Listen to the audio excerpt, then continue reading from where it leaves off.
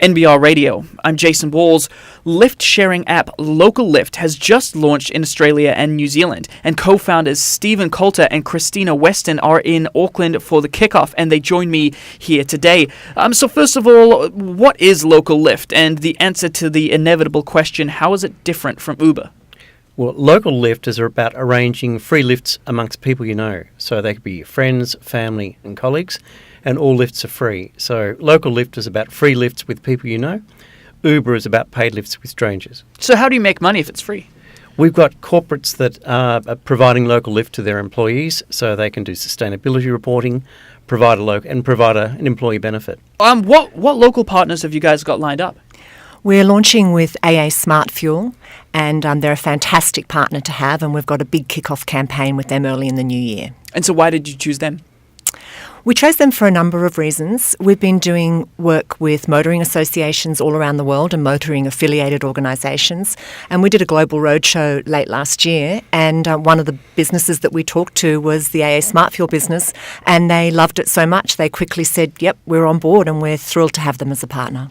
So you're based in Sydney, so why would you launch first in New Zealand?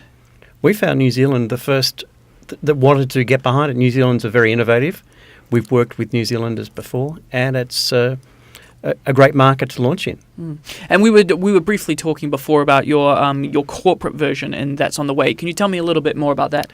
It's exactly the same app. So we have one app that people can use in their work life or their personal life. But for the corporates that partner with us, we can give them sustainability reporting so they can see what contribution lift sharing is making to the environment from their company sponsoring it to their employees. And so have you got any goals or KPIs at this stage about how much of the market you want to target or things like that? I mean, the short answer is that there are far more of these lifts than lifts that people pay Uber and taxis for. There are hundreds of millions every day where people get lifts with friends.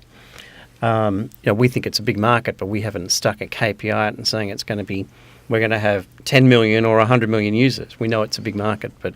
So you've identified the fact that it's something that people use every day without almost even thinking. Well, it is. There's just no easy way. Right now, these are lifts that are everyday lifts, but there's no easy way of arranging them.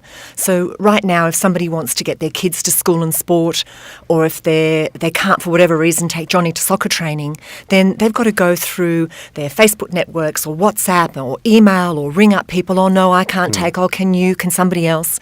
And it's this round robin of confusion, and whereas Localift makes it really, really simple. So once people start to have an uptake and start using it and realising that it is a much, much simpler way of arranging lifts than the other methods, we expect there to be quite significant and viral take-up.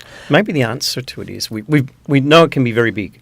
So we've built Localift to be very, very scalable. We're hosting with Amazon globally. We're using one of the leading maps providers in the world.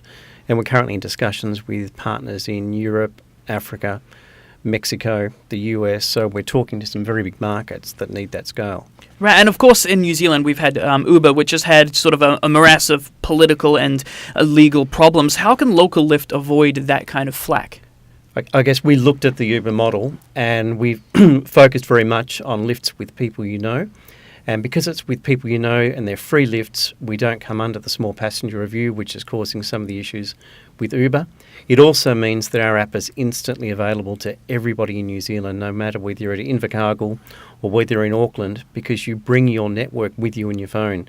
We don't need to create a market in the same way that Uber does, that restricts where Uber is actually available. Yeah, we're really a communication platform, and we've certainly taken both legal advice and we've spoken to the regulators both here and in Australia. And as Stephen said, right now we are completely exempt because we're about free rides with people you know and trust. That was Localift co-founders Stephen Coulter and Christina Weston here on NBR Radio.